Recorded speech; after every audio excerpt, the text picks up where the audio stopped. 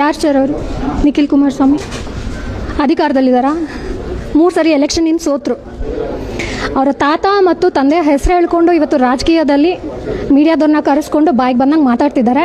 ಅವ್ರು ಅಂದ್ಕೊಂಡಿದ್ದಾರೆ ಇದು ಅವ್ರ ಸಿನಿಮಾ ಫೀಲ್ಡ್ ಏನಿದೆ ಆ ಥರನೇ ರಾಜಕೀಯ ಅಂತ ಹೇಳಿ ದಿನ ಬೆಳಗಾದರೆ ಮೀಡಿಯಾ ಮುಂದೆ ಬಂದು ನಿಂತ್ಕೊಂಡು ಡಿ ಕೆ ಅವ್ರ ಬಗ್ಗೆ ಆಗಿರ್ಬೋದು ಅಥವಾ ಸಿದ್ದರಾಮಯ್ಯ ಅವ್ರ ಬಗ್ಗೆ ಮಾತಾಡ್ತಿರೋದು ಅವರು, ಟೈಮ್ ಪಾಸ್ ಮಾಡ್ತಿರೋದು ಅವರು. ಅವ್ರು ಖಂಡಿತವಾಗ್ಲೂ ಅವರು ಮತ್ತು ಅವ್ರ ಫ್ಯಾಮಿಲಿ ಏನಿದೆ ಅಲ್ಲ, ಖಂಡಿತವಾಗ್ಲೂ ಜನಗಳಿಗೋಸ್ಕರ ರಾಜಕೀಯ ಮಾಡ್ತಿಲ್ಲ, ಅವ್ರಿಗೋಸ್ಕರ ಅವರ ಸ್ವಾರ್ಥಕ್ಕೋಸ್ಕರ ರಾಜಕೀಯ ಮಾಡ್ತಿದ್ದಾರೆ. ಇವತ್ತು ಎಲ್ಲ ಕಡೆ ಹೋಗ್ತಾ ಹೇಳ್ತಾರೆ 2028 ಕುಮಾರಸ್ವಾಮಿ ಅವರು ಮುಖ್ಯಮಂತ್ರಿಗಳಾಗ್ತಾರೆ ಅಂತ. BJP ಅವರು ಹೇಳ್ತಾರೆ ಏನು 15-20 ಸೀಟು ತಗೊಳ್ಳೋರಿಗೆಲ್ಲ ನಾವು ಮುಖ್ಯಮಂತ್ರಿ ಮಾಡೋಕ್ಕಾಗುತ್ತಾ ಅಂತ. ಫಸ್ಟ್ ಅವರಲ್ಲಿರೋ ಒಂದು ಗೊಂದಲಗಳೇನಿದೆ ಅಲ್ಲ ಅದನ್ನು ಅವ್ರು ಬಗೆಹರಿಸ್ಕೊಳ್ಳಿ.